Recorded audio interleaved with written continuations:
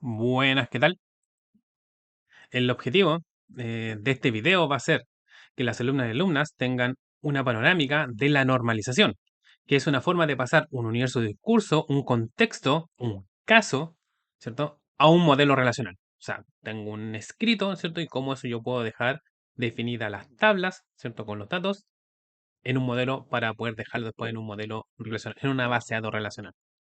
¿Cierto? Entonces, al final del video deben ser capaces de poder organizar estos datos de manera inicial, o sea, tener una primera como panorámica de cómo debería ir quedando el modelo, qué atributos son los que debería yo poder considerar, ¿cierto?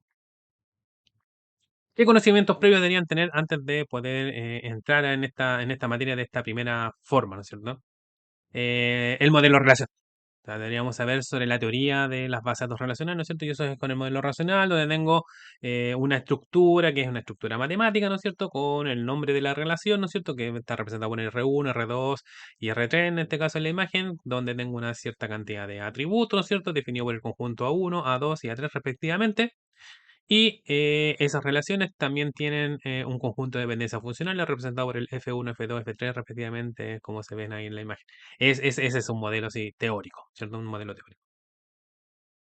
¿Qué deberíamos tener claro también antes de entrar en este momento de la normalización, ¿no es cierto? ¿Cuál es el concepto de la primary key y la foreign key, ¿cierto? La clave primaria y las claves foráneas. Debería tener claro el concepto de la redundancia, ¿cierto? Es cuando yo tengo un atributo que representa un dato, ¿no es cierto? Y eso lo tengo en varias tablas, se me provoca redundancia. Por lo tanto, si lo tengo repetido en varias tablas, eso me podría generar inconsistencia de datos. Entonces, esto es lo que nosotros tratamos de minimizar la redundancia de datos a través de esta manera de modelar, ¿no es cierto? ¿Para qué? Para finalmente tener menos inconsistencia de datos. O sea, la redundancia es algo que hay que saber vivir, o sea, va a estar presente, pero tiene que ser mínima para que exista la menos inconsistencia de datos. También tenemos que tener claro el tema del concepto de dependencias funcionales, ¿cierto? Este concepto teórico, ¿no es cierto? Que dice dado en una tabla, ¿no es cierto? Yo tengo un dato en un atributo y siempre me corresponde el mismo dato en otro atributo. Siempre el mismo. Y si el atributo, el dato del atributo X lo tengo varias veces repetido en una tabla, y si yo miro el dato Y, siempre es el mismo. Por lo tanto, yo puedo decir que entre el atributo X y el atributo Y hay dependencia funcional, ¿cierto? Y el otro concepto importante que vamos a ver es el concepto de dependencias funcionales multievaluadas. O sea, está presente en la normalización. O sea, este es como muy parecido al anterior. O sea, yo tengo una tabla donde tengo el atributo X y si yo miro los datos, ya miro los datos del atributo X, el atributo Y siempre hay una relación, pero hay más de uno. Como por ejemplo, yo en el sistema necesito registrar varios teléfonos para el alumno. Entonces, entre el nombre del alumno podría ser, que es un atributo, y el teléfono, que están presentes en una misma tabla, hay una dependencia funcional multivaluada porque un alumno tengo varios teléfonos. O si yo defino que en mi modelo solamente voy a tener un solo teléfono, entonces significa que hay dependencia funcional. Como por ejemplo pasaría con el tema del correo. Un alumno tiene un solo correo institucional, por lo tanto el alumno como tal, el nombre del alumno, tiene dependencia funcional con el correo. ¿Sí? Estos son conceptos que deben tener previamente, no los vamos a ver en este video. ¿Ok? ¿Qué nos dice ChatGPT sobre qué es la normalización? Dice, la normalización en base de datos es un proceso sistemático para organizar los datos en una base de datos relacional con el objetivo de minimizar la redundancia y evitar problemas de inconsistencia. Este proceso implica dividir una base de datos grande y compleja en tablas más pequeñas y estructuradas de manera eficiente, estableciendo relaciones entre ellas según ciertas reglas. ¿Sí? Tenemos una base de datos, una tabla más grande que la vamos a ir como descomponiendo. ¿Cuál es la manera intuitiva? Significa que el proceso implica dividir una base de datos grande y compleja en tablas más pequeñas y estructuradas de manera eficiente, estableciendo la relación entre ellas. Significa que yo tenía en un inicio una relación, tabla, ¿cierto? Relación en el modelo relacional teórico, tabla en el mundo real, una sola tabla y la voy a ir eh, descomponiendo, la voy a ir separando, bajo ciertas reglas, ¿cierto? Y debo entonces recuperar la asociación que tenía entre los datos. ¿Por qué? Porque antes, al estar todos esos datos juntos en una sola estructura, yo sé un dato a quién le pertenece, porque tengo la asociación en una sola tabla. Pero cuando yo la empiezo esto a separar, pierdo la asociación entre los datos, por lo tanto los tengo que volver a recuperar esa asociación. ¿Ok? Y así vamos a ir dividiendo y recuperando esas asociaciones de lo que se dividió, ¿ya? Para saber exactamente qué dato corresponde con otro. De cierto modo, lo que voy a tener son atributos en una relación, ¿no es cierto? Y lo que vamos a ir dividiendo esos atributos, ¿cierto? Vamos a ir dividiéndolo y teniendo cada vez tablas como más chicas, ¿ok? Entonces, el resultado de este proceso evita la redundancia, o sea, mientras más voy dividiendo, voy evitando esta redundancia. Por lo tanto, voy a tener menos inconsistencia de datos, el efecto inmediato. Y las anomalías, que las vamos a ir viendo en nuestro curso del video, es justamente porque a veces yo tengo una tabla inicial, ¿no es cierto? Y, por ejemplo, yo quiero agregar un dato, pero es que no puedo, entonces ahí tengo anomalías de inserción porque no tengo otros que lo acompañen, ¿cierto? Anomalías de borrar, no puedo borrar un dato porque significa que borro otro, y no puedo actualizar porque tengo problemas de que tengo que actualizar otros datos más en otros lados. Ya vamos a ir viendo un poco el tema de la anomalía en el transcurso de los siguientes videos. ¿Ok? Para así, con esto, lograr un modelo relacional que yo me lo pueda llevar a una base de datos relacional. ¿Ok? Vamos a poner ya a una base de datos real. Entonces, el objetivo de la normalización es agrupar atributos en relaciones que se encuentren bien estructuradas, lo cual hace al realizar un análisis de las llamadas dependencias funcionales entre los atributos. O sea, a través de esta teoría de las dependencias funcionales, yo voy a poder ver cuál es la asociación entre los atributos y de ahí los voy a poder ir descomponiendo. Se entiende una relación bien estructurada a aquella relación que minimiza la redundancia de datos, evitando inconsistencias y las anomalías. ¿Ok? Cuando ya no tenga más redundancia o evito todas las anomalías, significa que en ese punto yo ya estoy bien. Ya no tendría que seguir descomponiendo. El propósito de la normalización es producir un conjunto de relaciones para el modelo relacional. Al seguir los principios de la normalización se logra un diseño, lo que permite presentar nuevos atributos y relaciones. O sea, van a ir apareciendo tal vez nuevas tablas. O sea, yo tengo una cantidad de tablas que la voy a empezar a separar y voy a tener que a lo mejor ir generando nuevas tablas, pero eso se hace a través de algunas ciertas reglas. No es al azar. ¿Ok? Sin embargo, la tarea de elegir relaciones no es fácil, porque existen muchas opciones que el diseñador debe considerar. ¿Qué quiero decir con esto? Es que bajo un mismo caso, yo puedo empezar a modelar en una sola estructura. Recuérdense que vamos a tener una sola tabla y después la vamos a ir descomponiendo siguiendo cierto orden y otra persona puede tener otro orden. ¿Ya? Entonces, a veces, ¿cuál elegir? ¿Cuál es la mejor? No hay una regla sobre eso. Depende de lo que ustedes puedan ver o puedan visualizar. Pero cuando lleguemos al último paso de la normalización, los dos vamos a tener prácticamente, yo diría, el mismo modelo. ¿Ya? Pero al principio esto se puede tener un poco, puede ser distinto, depende de cómo comience cada persona a modelar. ¿Ya? No significa que van a ser todos los modelos al inicio igual, pero al final deberían ser iguales. Las formas normales. ¿Cuáles vamos a ver en este semestre? Vamos a ver la primera forma normal, la segunda y la tercera. Significa, yo al principio voy a tener una sola tabla, como les decía, la cual voy a ir descomponiendo. ¿Existen más que esto? Sí, existen más, pero no las vamos a ver en clases porque ya con la tercera forma normal, ya mi modelo es lo suficientemente bueno para llevármelo a una base. ¿Ok? Y ahí les dejo las otras formas normales, por lo menos enunciadas, para que ustedes puedan el día de mañana, si es que quieren, poder meterse en cada una de ellas y buscar información.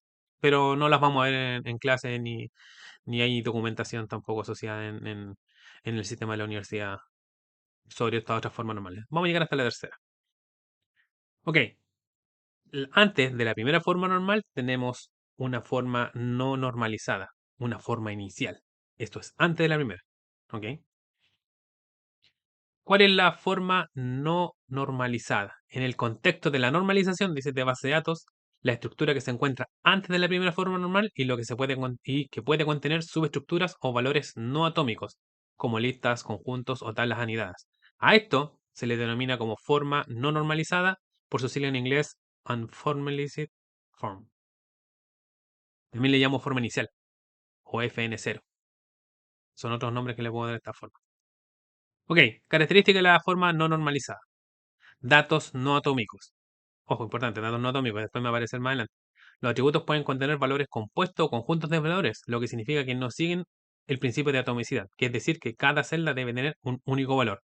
Significa que yo voy a tener en un lugar varios datos, pero ¿por qué están todos sometidos en el mismo lugar? Porque esos datos sí tienen una cierta asociación entre ellos. Por decir el nombre. Yo tengo todo el nombre con los apellidos juntos, ¿sí? Pero el día de mañana yo bueno, voy a necesitar eso por separado. Ya, pues eso no significa que sea atómico, porque cuántas veces me pueden pedir en un sistema, ¿no es cierto? Dicen, ok, ordéneme la lista de estos nombres ordenados por el apellido paterno. Entonces, si yo tengo todo eso metido en un solo lado, no tengo cómo saber en qué punto de ese string que está dentro está el apellido. Porque pueden tener, los apellidos son siempre, el apellido paterno es uno y el apellido materno es uno, pero puedo tener apellidos compuestos, ¿cierto? Puedo tener un espacio entre medio del apellido. Una persona puede tener varios nombres. Entonces, ¿dónde es que parte el apellido? Entonces ahí tengo un problema, ¿cierto? Porque esos datos no son atómicos. Ahora, en esta forma sí puedo tener esos datos así. Pero sepan que en algún momento esos datos los voy a tener que entrar a separar. También tengo subestructuras. Es común encontrar estructuras anidadas como listas, matrices o tablas dentro de la celda. O sea, datos completos como que yo tuviera una tabla completa dentro de otra. Dentro de una fila, yo como que uno de esos atributos, un dato, tengo una tabla completa ahí adentro. ¿Ya? En esta forma inicial sí voy a tener subestructura. Ya lo vamos a ver en un ejemplo. Falta de organización formal, claro. La estructura no está diseñada para cumplir las reglas de la normalización, lo que puede dar lugar a redundancia, inconsistencia, datos o dificultades en las actualizaciones. O sea, tengo una primera estructura que tiene subestructuras dentro, tiene datos no atómicos, por lo tanto esta subestructura no es soportada, de hecho, no es soportada por el modelo relacional. El modelo relacional yo tengo una base de datos real relacional y estos tipos de estructuras que tengan subestructura dentro no son soportadas. La base de datos relacional no soporta subestructura. ¿Ok? Entonces, por ejemplo, modelemos el hecho de que una institución de educación superior ofrece carreras las cuales tienen asignaturas que son inscritas al cursar los alumnos matriculados, ¿cierto? O sea, los alumnos van cursando asignaturas en las carreras. Modelemos ese hecho. Entonces, previamente, yo podría decir que tengo carreras y ahí tengo algunas carreras, ¿cierto? Entonces tendría un atributo que sería las carreras. Estas carreras le pertenecen a un departamento. Entonces tengo asociado al lado, ¿cierto? Por cada una de esas carreras, el departamento. Y aquí podría yo empezar a decir, ok, ¿cuáles son las asignaturas de esta carrera? ¿Ok? Y ahí vemos que tengo datos que están, no son atómicos, ¿no es cierto? Porque yo digo, en el nivel 1 voy a hacer referencia a que esta asignatura en esa carrera se da en el primer semestre, para no tener esa eh, discrepancia en que estoy refiriéndome al primer semestre de la malla versus el primer semestre de un año. Ya entonces le voy a llamar nivel. El nivel 1 pertenece al primer semestre, nivel 2, nivel 3, nivel 4 son los semestres en que esa asignatura está en la malla curricular de esa carrera. ¿Ya? Para no tener esa duplicidad de conceptos sobre el primer semestre de un año, segundo semestre de un año. ¿Ok? Entonces así digo, ok, en ingeniería informática, nivel 1 tiene habilidades de relacionamiento lógico. Y así cada una de las carreras. Pero las carreras no tienen solamente una asignatura. Entonces yo podría decir que en el mismo nivel 1 una carrera tiene otras asignaturas más. ¿Sí? Y así yo podría ir agregándole atributos, ¿cierto? De todas las asignaturas que tiene una carrera hacia el lado.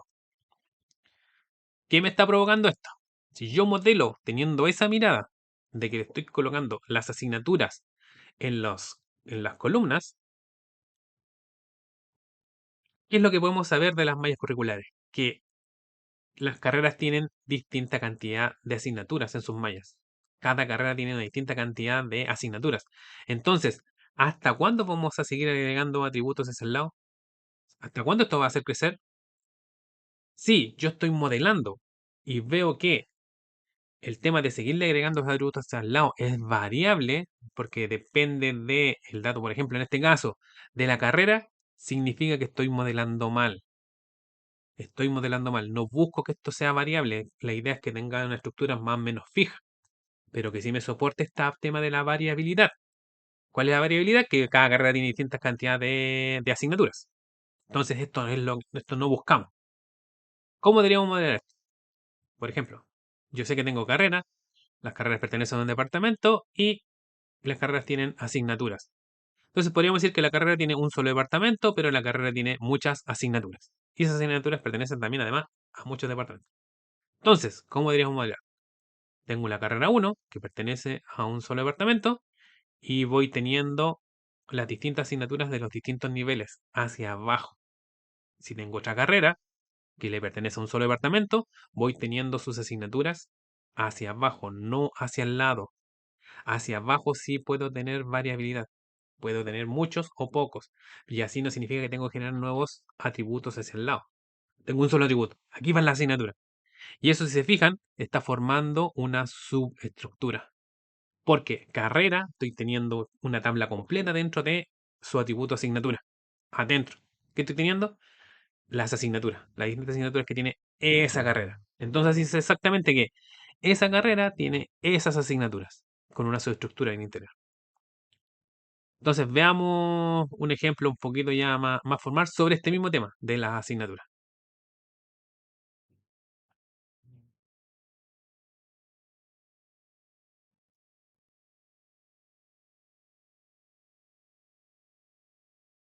Ok, continuemos modelando.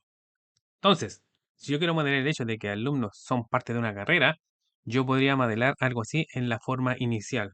Yo podría decir, ok, tengo las carreras, tengo el departamento, tengo el nivel. ¿Se acuerdan que el nivel es el nivel del semestre en que voy a dictar esa asignatura? Y tengo por otro lado las asignaturas que pertenecen, ¿no es cierto?, a ese nivel. Ahora le vamos a colocar un nivel de detalle un poquito más alto. Entonces yo podría decir, ok, tengo esta carrera que pertenece a este departamento. En el nivel uno voy a obtener esta asignatura, ¿cierto? Con un código que se llama Algoritmos y Programación, que pertenece al departamento de computación. Entonces, esta asignatura se da en varios semestres. Por ejemplo, yo podría decir, esta asignatura se da en el semestre 2024 1S, o sea, en el primer semestre. Y esta asignatura que se va a dar en el primer semestre, ¿no es cierto?, tiene a su vez varias secciones. Aquí tengo dos secciones. Entonces, por cada sección yo tengo un profesor y tengo alumnos. Un profesor incluso podría tener varios estudios. O sea, podría tener varios estudios. Entonces,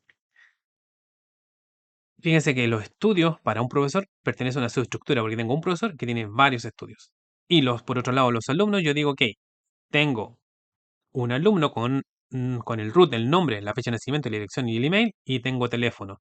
Y puedo decir que yo quiero modelar el hecho de que un alumno puede tener varios números de teléfono. Entonces, dentro de teléfono tengo entonces una subestructura con todos los teléfonos que el alumno puede tener. Entonces, así se modela entonces las subestructuras de que en esa sección que pertenece a un semestre, que pertenece a una asignatura, que pertenece a una carrera, tiene un profesor y varios alumnos. Y así podríamos leer entonces el hecho de la otra sección. Tiene un profesor, lo mismo, ¿no es cierto?, con sus alumnos.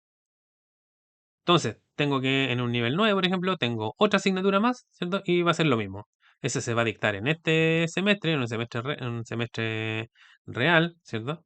Y tengo un profesor y tengo sus alumnos. ¿Ok? Tengo sus alumnos. Entonces, podría tener otra carrera, ¿no es cierto?, que va a pasar prácticamente lo mismo. En el nivel 4 tengo, por ejemplo, estas dos asignaturas, y voy a tener muchas más, ¿no es cierto? Y esas asignaturas se dan un semestre, y en ese semestre yo tengo entonces un profesor y varios alumnos. Entonces, ¿tengo subestructuras en paralelo? Eso es una cosa que vamos a tener que revisar con mucha detención. Claro que tengo subestructura en paralelo. ¿Por qué? ¿Qué significa esto de una subestructura en paralelo? ¿Por qué? Una asignatura que se da en un semestre, o sea, una sección de una asignatura que se da en un semestre, tiene por un lado un profesor, ¿cierto? O puede tener varios profesores. Ya ahí, fíjense que en esta imagen aquí hay una asignatura, en la asignatura que está primero, ¿cierto? Incluso puede tener varios profesores. Y también tiene varios alumnos. Entonces, una sección tiene dos subestructuras al interior. Una que contiene los profesores y otra que contiene los alumnos. Entonces ahí es donde yo tengo que detectar que tengo dos subestructuras dentro de otra, pero que esas están en paralelo. ¿Por qué? Porque un alumno no tiene profesor, lo que tiene es una sección. Una sección, por otro lado, no tiene profesor y por otro lado tiene alumnos, pero por separado. El profesor no tiene alumnos. El profesor tiene una sección. El profesor se le asigna una sección. Porque cuando ustedes escriben asignatura, ¿no es cierto? El profesor ya está antes. Debería estar antes ya registrado que este profesor va a dar esta asignatura, y entonces ustedes inscriben. Pero inscriben la asignatura, ¿no es cierto? No por el hecho de que está muerto el profesor, sino que porque esa asignatura le sirve por lo mejor por el horario, cosa que el horario aquí todavía no estamos ni siquiera modelando el horario. Pero entre el profesor y los alumnos hay una subestructura en paralelo, porque no es lo mismo la cantidad de profesores, va por otro carril, que la cantidad de alumnos que tenga una sección. Van por carriles distintos. Por lo tanto, aquí tengo subestructuras en paralelo, las cuales tengo que en esta instancia tratar de eliminar. No me sirve para esta forma inicial tener subestructuras en paralelo. ¿Cómo sería esto? Entonces, tendría que tener la carrera con el departamento en un nivel, tengo la asignatura y tengo la sección, tengo el semestre en que se va a dar la asignatura, las secciones y tengo el profesor. Y ya no tengo los alumnos presentes, los separo, ¿cierto? Entonces también tengo la otra asignatura, ¿no es cierto? Que está a un cierto nivel, tiene esas secciones y la asignatura esa tiene a un profesor asignado. Y por otro lado, tendría lo mismo, ¿no es cierto? Ahora los alumnos por la sección, donde tengo las carreras, ¿cierto?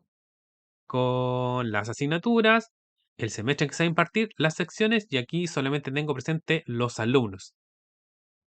Entonces, por un lado tengo una estructura que me maneja solamente las carreras con las asignaturas y los profesores, y por otro lado tengo las carreras con la asignatura, la sección y los alumnos que inscribieron esa sección por separado. ¿Por qué? Porque tengo subestructuras en paralelo. Entonces, con esto un poco ya podemos terminar en la primera forma normal, detectando estas subestructuras que están en paralelo.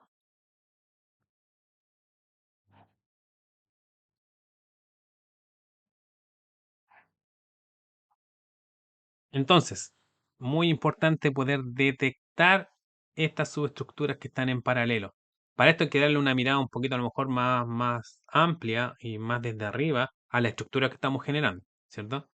Porque yo puedo decir, en lo que estábamos modelando en el ejemplo, ¿cierto? Que tengo carreras y dentro de la carrera tengo las asignaturas, dentro de la asignatura tengo los semestres en que se va a dar esa carrera, dentro de ese semestre tengo las secciones que se van a dar en ese semestre y ahí yo puedo determinar, o sea, que tengo también los profesores y tengo los alumnos. Y ahí yo puedo detectar entonces que ya no están anidados, sino que ya empiezo a tener estructuras que están en paralelo, ¿cierto? Entonces yo podría decir que carrera con asignatura están anidados, asignaturas con semestre están anidados, las semestres con las secciones están anidados y las secciones tienen anidado a los profesores y la sección tiene anidado a sus alumnos, los que tomaron esa sección. Pero entre los profesores y los alumnos están en paralelo, son estructuras en paralelo porque no hay una relación directa entre esos dos, sino que la relación entre esos dos es contra la sección. La sección es la que me puede unir a los profesores con los alumnos, ¿ya? Pero no hay exactamente entre profesores y alumnos no hay. Entonces ahí es donde yo necesito que esas subestructuras se separen. Entonces, lo que buscamos es evitar esa subestructura en paralelo, ya que se complica la visualización de los datos de las formas normales, por lo que es mejor separarlas para que queden solamente subestructuras anidadas. Eso es lo que quiere nuestra forma inicial, tener solamente subestructuras que estén anidadas y no en paralelo. Entonces, yo ya tengo una subestructura que tenga solamente anidado y tengo la otra subestructura que tenga solamente subestructuras anidadas. Los profesores con los alumnos por separado.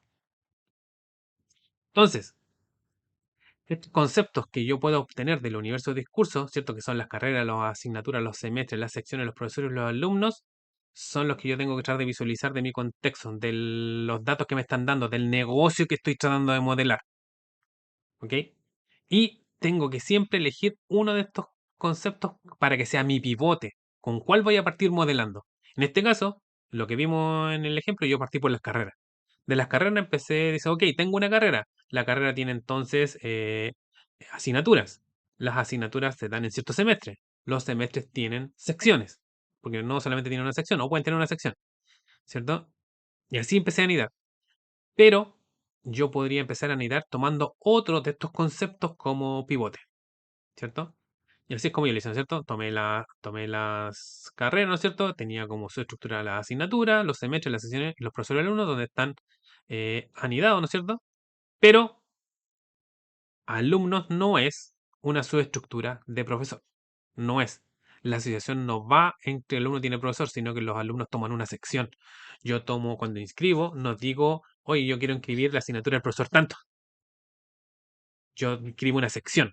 La sección tiene un alumno, pero yo inscribo una sección, ¿cierto? Por lo tanto, alumnos no son una subestructura de profesor, y eso sería un error considerarlo así, ¿cierto? Por lo tanto, hay que mirar muy bien el negocio que estoy tratando de modelar. Esto no tiene receta. El negocio que estoy tratando de modelar, eso es lo que yo tengo que tratar de fijarme. Pero entonces, como yo les decía, yo estos conceptos, que son los conceptos más magros de lo que yo quiero modelar, podría tomar otro pivote y partir, por ejemplo, con los alumnos. Yo podría decir, los alumnos toman secciones, las secciones le pertenecen a una asignatura y esa asignatura está en cierto semestre y en ese semestre le corresponde a un profesor. Como también yo podría decir, esa sección le corresponde a una carrera. O sea, la asignatura le pertenece a una carrera. Entonces ahí ya voy teniendo también su estructura en paralelo. Pero tomé como pivote los alumnos. Podría partir por el semestre. Yo voy a partir modelando por el semestre. Entonces tengo un semestre, en ese semestre voy a dar ciertas asignaturas y esas asignaturas le pertenecen, ¿no es cierto?, a cierta carrera. Entonces, las asignaturas en su interior tienen las secciones y los profesores y los alumnos ahí tendría otras subestructuras. ¿Se acuerdan? Fíjense que esta última ya va teniendo más subestructuras que la primera. La primera tiene una subestructura, la segunda forma que está ahí tiene dos subestructuras y esta va teniendo dos subestructuras. Va teniendo dos subestructuras más. La de arriba tiene una sola subestructura en paralelo. Tiene una sola estructura en paralelo.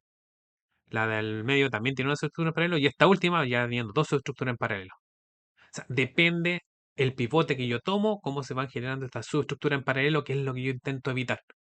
Si detecto que hay subestructura en paralelo, entonces separo y tengo dos subestructuras. Dos estructuras gigantes con subestructura dentro, pero teniendo todas esas estructuras de manera anidadas. Es un poco confuso el concepto, pero esto se va dando con la ejercitación. El mensaje que quiero dar claro es que hay que preocuparse si es que esto tiene subestructuras en paralelo. Lo que yo quiero es subestructuras anidadas. ¿Ok? Subestructura anidada es lo que busco. Si tengo subestructura en paralelo, las separo. Y siempre entonces tengo que considerar que tengo que considerar uno de estos conceptos del pivote, con cuál voy a partir. ¿Ya? Y puedo partir con distintos pivotes. Y me va dando distintas estructuras. Con distinta cantidad de subestructuras anidadas, con distinta cantidad de estructuras en paralelo. Depende del pivote que yo tomo. ¿Sí? Esta es la bibliografía que se usó para hacer el video. Y eso sería hasta ahora. Ya tenemos una primera forma inicial y de ahí los siguientes videos vamos a ir haciendo las siguientes formas normales.